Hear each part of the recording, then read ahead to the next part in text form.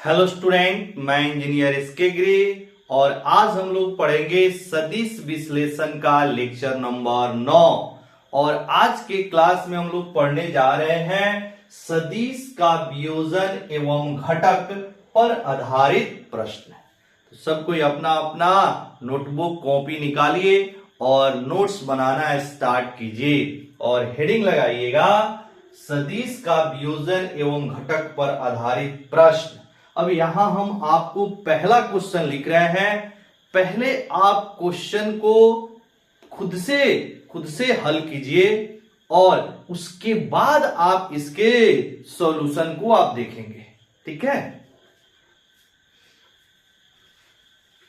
किसी भी क्वेश्चन को पहले आप खुद से ट्राई करेंगे, उसके बाद आप सॉल्यूशन को देखेंगे।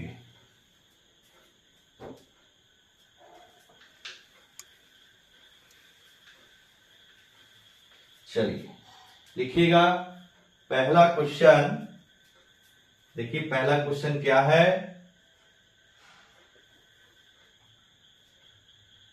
चित्र में वृत्त की त्रिज्या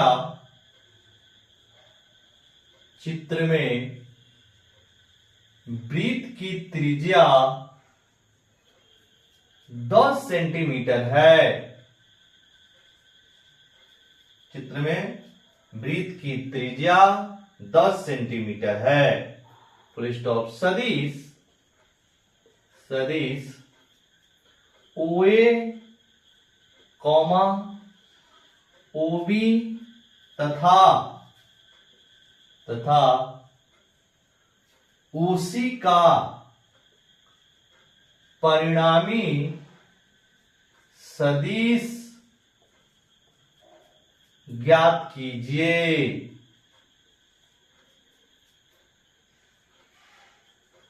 यह है क्वेश्चन और आपको जो चित्र दिया हुआ है कुछ ऐसे दिया हुआ है। देखिएगा ऐसे। यह है आपका A, ये O है, ये C है और यहां पर ये है आपका B और ये जो एंगल है वो है 45 डिग्री। देख लीजिएगा। अब आपका यहां पर 3 सदिश दे रहा है, OA, OB और OC। इन तीनों सदिशों का परिणामी सदिश प्राप्त करना है। मतलब इन तीनों सदिशों को जोड़ने के बाद जो सदिश आएगा उसे हम लोगों को ज्ञात करना है। ठीक है, अब क्या करेंगे, इसमें हम लोग 2 एक्सिस लेंगे। ठीक है, अब क्या कीजिए, यहां पर OA वाले लाइन को आप एक्स एक्सिस मान लीजिए और OC वाले लाइन को आप वाई एक्सिस मान लीजिए। हम लोग इसको क्या करेंगे, घटक के रूप में तोड़ के, यानी कि तीनों सदिशों को हम लोग उनके घटक के रूप में पहले लिखेंगे और तब क्या करेंगे, इनको जोड़ेंगे। ठीक है, हमारा प्रोसेस क्या है, तीनों सदिशों को पहले इनको x घटक और y घटक में क्या कीजिए, तोड़ लीजिए, उसके बाद जोड़ना तो आसान हो जाएगा। क्लियर। अब क्या कीजिएगा, पहले यहां पर देखिएगा OA का जो मैग्नीट्यूड होगा, ध्यान से समझेंगे, OA का जो मैग्नीट्यूड होगा वह वृत्त की त्रिज्या के बराबर होगा, क्योंकि OA की जो लंबाई होगी वह वही सदिश के परिमाण को दर्शाएगा। तो OA का जो परिमाण होगा वह आपका 10 सेंटीमीटर के बराबर हो जाएगा। उसी तरह OB का जो परिमाण होगा वह आपका 10 सेंटीमीटर के बराबर होगा, क्योंकि यह भी त्रिज्या है। और OC जो आपका सदिश है उसका परिमाण भी 10 सेंटीमीटर के बराबर हो जाएगा। ठीक है, अब देखिएगा यहां पर पहले अगर हम OA वेक्टर लिखें, OA वेक्टर, तो OA वेक्टर क्या होगा, सबसे पहले इसका x दिशा में जो कोण बना रहा है OA, वह x दिशा के साथ 0 बना रहा है और y दिशा के साथ 90 डिग्री का कोण बना रहा है। तो आपको एक वेक्टर लिखना है तो क्या लिखते हैं बाबू, ax, मतलब इसको अगर हम लोग थोड़ा देर के लिए वेक्टर OA को अगर हम लोग वेक्टर ए मान ले, ध्यान से समझिएगा बाबू, अगर यहां पे हम लिखे लेट माना जो OA वेक्टर है वह A वेक्टर के बराबर है, OB वेक्टर को हमने B वेक्टर मान लिया और OC वेक्टर को हम लोग C वेक्टर मान लेते हैं। ठीक है, तो OA का परिमाण 10 सेंटीमीटर किसके बराबर हो जाएगा, वेक्टर A का परिमाण के बराबर, मतलब A के बराबर, ये B के बराबर और ये C के बराबर, इसको हम लोग मान लिए हैं। ठीक है, तो अगर हम लोग OA वेक्टर लिखें तो क्या लिखेंगे, A cos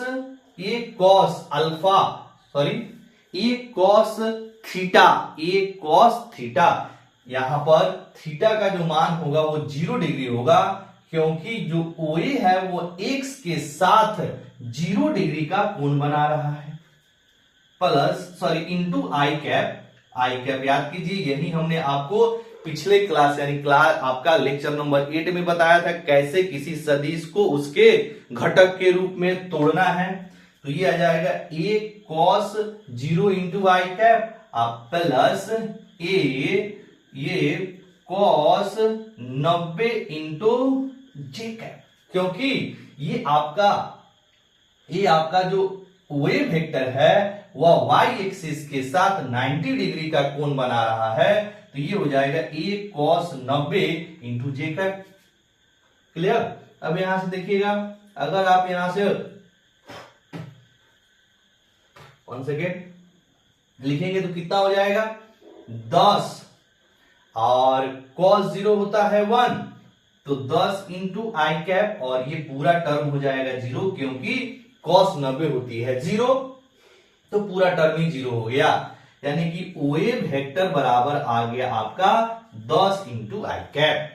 ठीक, इसी तरह क्या करेंगे बाबू, इसी तरह हम लोग OB वेक्टर निकालेंगे, तो OB वेक्टर बराबर क्या हो जाएगा, यहां से लिखेंगे B cos 45 degree into I cap, क्योंकि जो B आपका OB जो वेक्टर है, ये OB वेक्टर को हमने B वेक्टर मान लिया है, तो OB जो वेक्टर है वह x एक्सिस के साथ 45 डिग्री का कोण बना रहा है, तो क्या हो जाएगा B cos 45 into I cap, फिर प्लस अब B जो है वो J कैप के साथ कितना कोण बना, y एक्सिस ये है आपका y के साथ कितना कोण बना रहा है, तो अगर ये 45 है तो ये भी कितना होगा 45 डिग्री ही होगा, तो ये हो जाएगा आपका B cos 45 into J cap.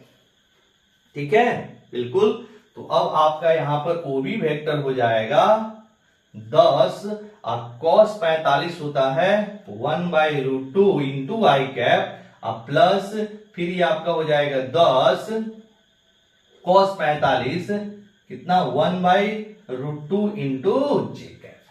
ठीक है, अब इसको जब OB वेक्टर लिखेंगे तो 10/√2 into I cap plus 10/√2 into J cap, ये निकल गया हमारा OB। सिमिलरली अगर हम लोग OC निकाले, OC वेक्टर को हम लोग यहां C माने हैं, तो OC जो है वह आपका x के साथ, OC वेक्टर x के साथ 90 डिग्री का कोण बना रहा है, तो यहां क्या लिखेंगे C cos 90 into I cap plus C जो है वह y एक्सिस के साथ आपका 0 डिग्री का कोण बना रहा है, तो C cos 0 into J cap, यानी कि OC वेक्टर बराबर कितना हो जाएगा, C का मान 10 और cos 90 कितना होता है बाबू 0, यानी कि पूरा टर्म ही 0 हो जाएगा, क्या ये पूरा टर्म 0 हो गया, अब प्लस ये हो जाएगा 10 और गुना cos 0 1 और ये हो जाएगा इंटू जे कैप। ठीक है, यानी OC सदिश कितने के बराबर हो गया 10 इंटू जे कैप के बराबर। ठीक, 10 इंटू जे कैप के बराबर, यानी कि हमें OA OB और OC निकल गया। अब क्या करना है, इन तीनों सदिशों को जोड़ देना है, नहीं तीनों सदिशों को जोड़ देना, तो पहले इसको नोट कीजिएगा बाबू, नोट कीजिए, हो गया। आइए यहां से हम ऊपर से मिटा रहे हैं। तीनों सदिशों को हम जोड़ देंगे तो इसका रिजल्टेंट निकल जाएगा परिणामी सदिश।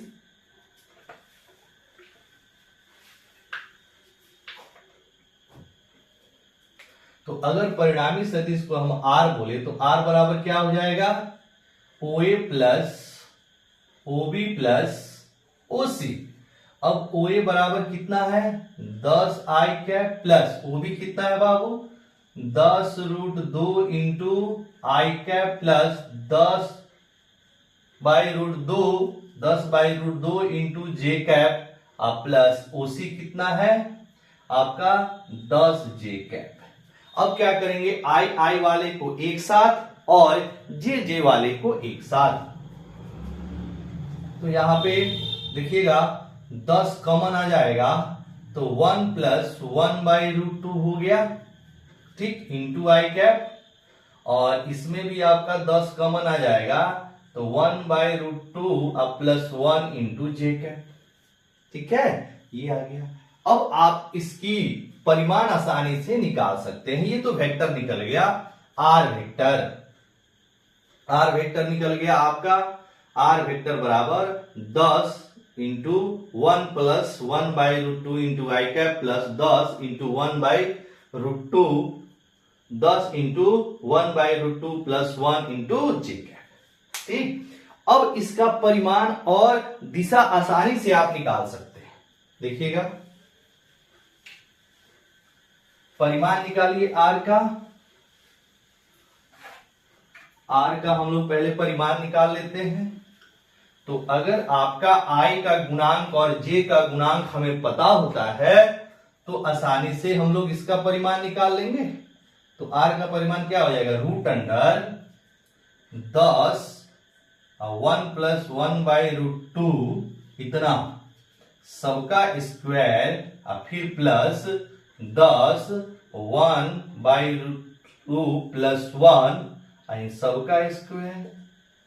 अब देखिएगा यहां पे इन सबका इसको कॉमन लेंगे यानी कि 10 1 प्लस 1 बाई रूट 2 इसका स्क्वायर अगर कॉमन हो जाएगा तो यहां हो जाएगा 1 प्लस 1, इसमें भी 1 और यहां भी 1, इसका सॉल्व कीजिएगा तो 10 1 प्लस 1 बाई रूट 2 अंदर हो जाएगा रूट 2।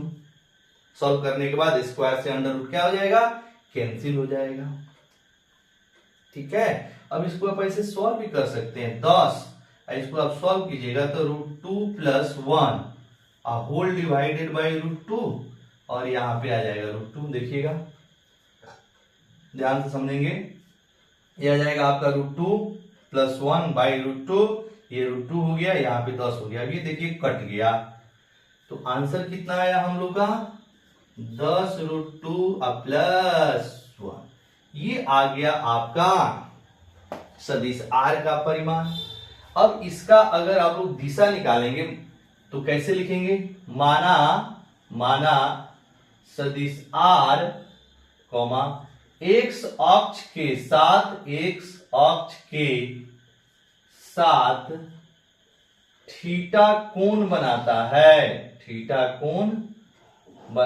है। तो यहां से अगर हम लोग tan थीटा लेंगे तो क्या होता है y कंपोनेंट बटा r का y कंपोनेंट बटा r का x कंपोनेंट, यही हो जाएगा। अब यहां पे आपका y कंपोनेंट क्या होता है j का गुणांक, यानी कि y घटक जो होता है वो क्या होता है j का गुणांक ही तो y घटक होता है। तो ये आ जाएगा 10 और 1 बाई रूट 2 प्लस 1 x घटक भी उतना ही है 10 1 प्लस 1 बाई रूट 2। अब देखिएगा ये दोनों सेम है, 1 बाई रूट 2 प्लस 1 लिखिए या 1 प्लस 1 बाई रूट 2, दोनों बात बराबर है यानी सेम है। तो ये कट के 1 आ गया, इसका मतलब है कि tan थीटा बराबर 1। तो यहां से अगर थीटा निकालेंगे तो आपका आ जाएगा tan इनवर्स 1 और tan इनवर्स कितने के बराबर होता है 45 डिग्री के बराबर।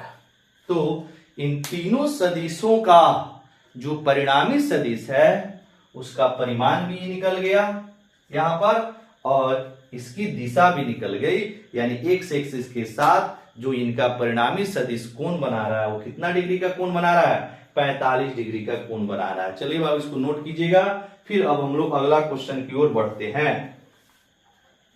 नोट कर लीजिएगा, अगले क्वेश्चन की ओर बढ़ रहे हैं।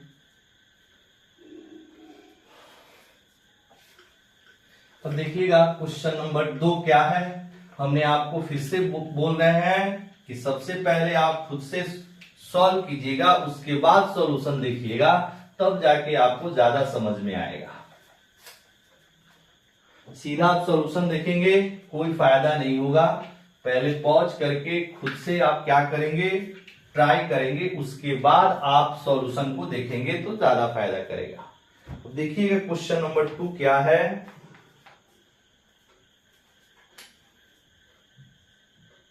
सेकेंड क्वेश्चन बोला यदि सदिश ए बराबर 3i प्लस 4j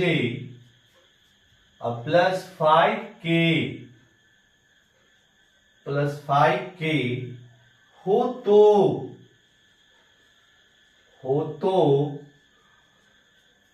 ज्ञात कीजिए क्या एक नंबर में सदिश ए का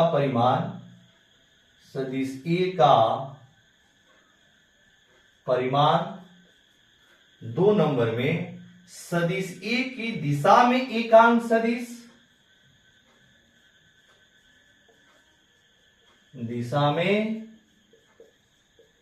एकांक सदिश और सी में, मतलब ये बी हो गया, और सी में बोल रहा है कि सदिश ए की दिशा कोजाएं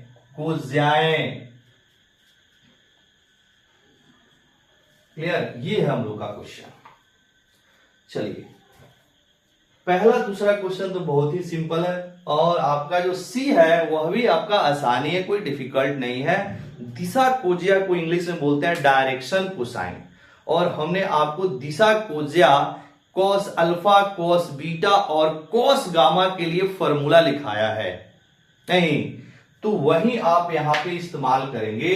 यानी कि हमने आपको जो सदिश का जो वियोजन वाला क्लास है, इसके जस्ट पीछे वाला लेक्चर नंबर 8, उसमें इस सारी बातें को हमने डिस्कस किया है कि कॉस अल्फा का फॉर्मूला क्या होगा, कॉस बीटा का फॉर्मूला क्या होगा और कॉस गामा का फॉर्मूला क्या होगा। इसी को हम लोग बोलते हैं दिशा कोजिया। तो वहां से आप कम से कम एक बार जरूर उस लेक्चर को पढ़ के तब जाके इस क्वेश्चन को हल करेंगे तो ज्यादा समझ में आएगा। देखिएगा सॉल्यूशन, सबसे पहले जो सदिश ए दिया है, अगर हम लोग इसका ए का परिमाण निकालें तो ए का परिमाण क्या हो जाता है, रूट अंडर आई के गुणांक का स्क्वायर प्लस जे के गुणांक का स्क्वायर प्लस के गुणांक का स्क्वायर।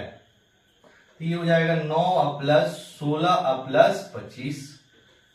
क्लियर, 16 9 25 और 25 50 हो जाएगा अंडर रूट। अब 50 को क्या लिखा जाता है, 5√2। तो ये हो गया आपका सदिश ए का परिमाण। उसी तरह अगर हम लोग ए की दिशा में एकांक सदिश लिखें तो ए की दिशा की एकांक सदिश को हम लोग कैसे लिखते हैं, ए कैप। ए की दिशा में एकांक सदिश को क्या लिखेंगे, ए कैप, और ए कैप बराबर होता है सदिश ए अब बटा में सदिश ए का परिमाण। सदिश ए अब बटा में सदिश ए का परिमाण। तो सदिश ए क्या है उसको लिख दीजिए 3i cap plus 4j cap plus 5k cap divided by सदिश ए का परिमाण अभी हमने यहां पे निकाला कितना है, तो 5√2। तो ये हो जाएगा सदिश ए की दिशा में एकांक सदिश। ठीक है, ये आ जाएगा आपका। अब इसके बाद में हम लोग को निकालना है सदिश ए की दिशा कोजिया। तो मान लीजिए सदिश ए एक्स एक्सिस के साथ अल्फा कोण बना रही है y एक्सिस के साथ बीटा कोण बना रही है और z एक्सिस के साथ गामा कोण बना रही है, तो फॉर्मूला क्या होगा? पहले यहां पे लिख देगा, माना सदिश A x अक्ष के साथ अल्फा कोण, कॉमा y अक्ष के साथ बीटा तथा z अक्ष के साथ गामा कोण बनाती है। तो अगर आपका x अक्ष के साथ अल्फा कोण बना रहती है तो इसकी दिशा को मतलब इसकी डायरेक्शन को साइन इंग्लिश में बोलते हैं, यानी कि cos अल्फा आपको निकालना है। तो cos अल्फा बराबर हमने आपको फॉर्मूला लिखाया है। क्या होता है cos अल्फा का फॉर्मूला? ax बट्टा a। cos अल्फा का फॉर्मूला होता है ax बट्टा a, और यहां पर ax क्या है? सदिश a का x घटक, मतलब सदिश a का घटक x दिशा में। तो यहां से अगर आप देखें सदिश a का घटक x दिशा में क्या होता है? जो i का गुणांक होता है, i का जो गुणांक होता है वो क्या होता है? x दिशा की घटक। i के गुणांक को हम लोग क्या बोलते हैं? x दिशा की घटक। तो यहां पे i का गुणांक 3 है तो x का मान 3 हो जाएगा। अब बटा में ये क्या है? सदिश a का परिमाण है। तो सदिश a का परिमाण हम लोग यहां निकाले हैं कितना? 5√2। 5√2 तो ये हो गया cos अल्फा। उसी तरह अगर आप cos बीटा निकाले तो बीटा क्या है? सदिश a y एक्सिस के साथ जितना कोण बना रहा है वो है बीटा। तो cos बीटा बराबर क्या हो जाएगा? ay by a। और ay क्या है? सदिश a का y दिशा में घटक, और सदिश a का y दिशा में जो घटक होता है वह j का गुणांक होता है। j का गुणांक कितना है? 4।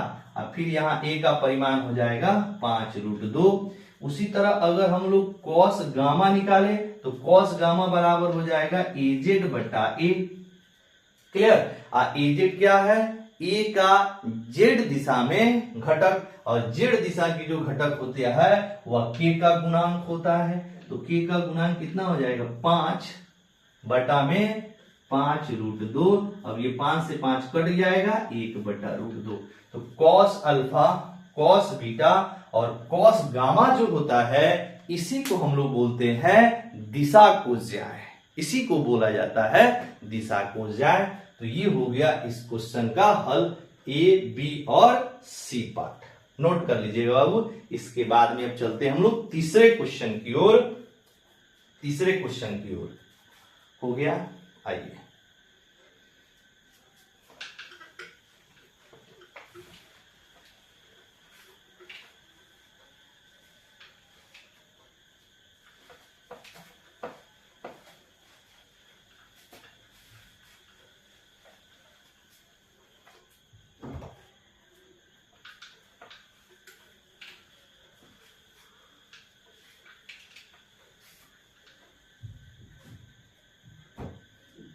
Question number 3।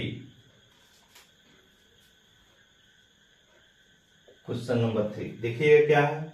यदि सदिश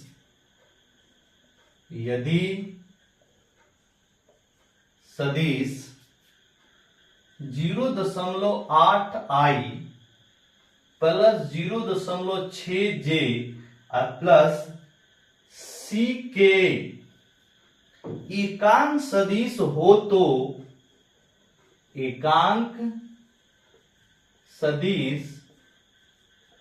हो तो c का मान क्या होगा? c का मान क्या होगा? बहुत ही आपका आसान क्वेश्चन है। दिया हुआ है एक सदिश कितने का है? तो 0.8i plus 0.6j plus c के, यह एक एकांक सदिश है। तो बताइए c का मान क्या होगा? तो एकांक सदिश का परिमाण कितना होता है बाबू? एकांक सदिश का परिमाण 1 के बराबर होता है। तो हम लोग क्या करेंगे, जो दिया गया सदिश है उसका परिमाण निकाल लेंगे और उस परिमाण को 1 के बराबर कर देंगे, 1 के बराबर कर देंगे। अब आपको सी का मान प्राप्त हो जाएगा। क्लियर? तो चलिए यहां पे अब ये जो आपका दिया है वो एकांक सदिश है जिसको आप परिमाण निकालिए।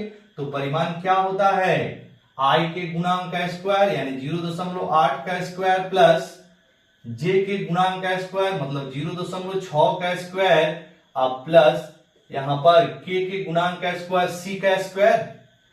तो ये कितने के बराबर होगा, 1 के बराबर। मतलब इस सदिश का ये परिमाण हो गया और ये सदिश आपका एकांक सदिश है, तो परिमाण कितने के बराबर होना चाहिए, 1 के बराबर। ठीक है, अब क्या कीजिएगा, यहां पर इसको दोनों तरफ वर्ग कर दीजिए।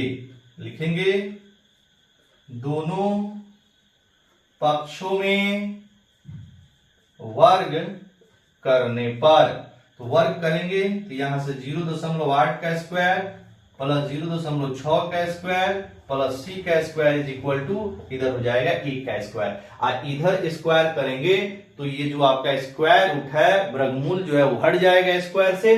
नहीं, अब आप इसको हल कीजिएगा तो 0.8 का स्क्वायर हो जाएगा 0.64 और प्लस 0.6 का स्क्वायर हो जाएगा 0.36 और plus C square is equal to 1। अब इसको जब सॉल्व करेंगे तो यह आ जाएगा 1, 0.64 और 0.36 ये हो जाएगा आपका 1 के बराबर। तो 1 प्लस सी स्क्वायर बराबर 1 हो जाएगा। अब यहां से सी स्क्वायर बराबर 1 माइनस 1 हो गया बराबर 0, तो सी बराबर क्या हो जाएगा, रूट अंडर 0 मतलब 0। तो सी का मान 0 के बराबर आ जाएगा। एकदम आसान क्वेश्चन था, नोट कीजिएगा बाबू। इसके बाद अब चलते हैं अगले क्वेश्चन पर। हो गया, आइए अगला क्वेश्चन देखते हैं।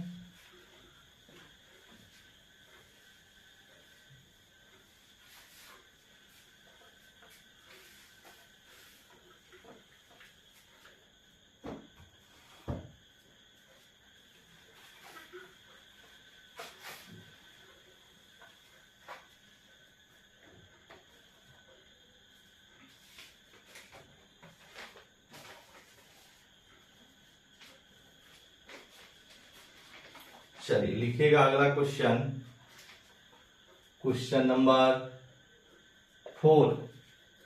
सदिश ए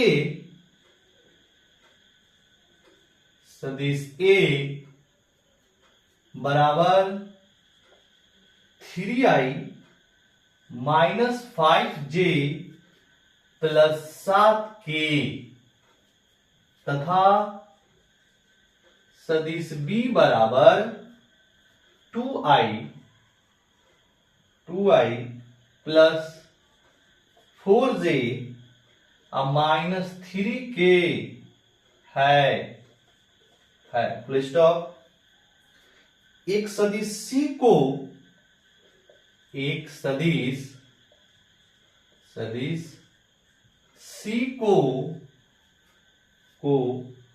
सदिश ए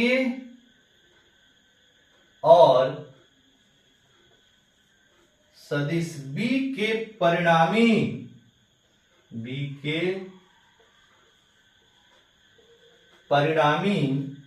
के साथ जुड़ने पर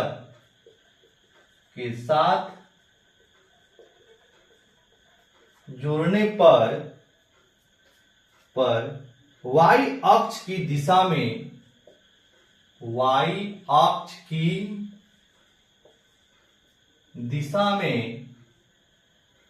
में एकांक सदिश प्राप्त होता है। एकांक सदिश प्राप्त होता है फुल स्टॉप। सदिश सी का मान ज्ञात कीजिए। सदिश सी का मान ज्ञात कीजिए।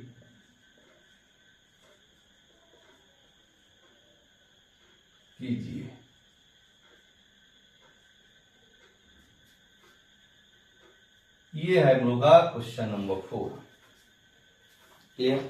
अब क्या करेंगे, पहले आप इस क्वेश्चन को अच्छे से पढ़िए क्या दिया है और स्टेप बाय स्टेप आप काम करेंगे, कोई आपको दिक्कत नहीं आएगी, आसानी से आप आंसर तक पहुंच जाएंगे। देखिए क्या दिया है, एक सदिश ए दिया है और दूसरा सदिश बी दिया है। तो पहले यहां पर आप दोनों सदिशों को लिख दीजिए। सदिश ए बराबर 3i minus 5j plus 7k और सदिश बी बराबर 2i plus 4j minus 3k लिख दिया है। एक सदिश सी को सदिश ए और बी के परिणामी के साथ जोड़ने पर, तो पहले आप क्या करेंगे, सदिश ए और सदिश बी का परिणामी सदिश निकाल लीजिए।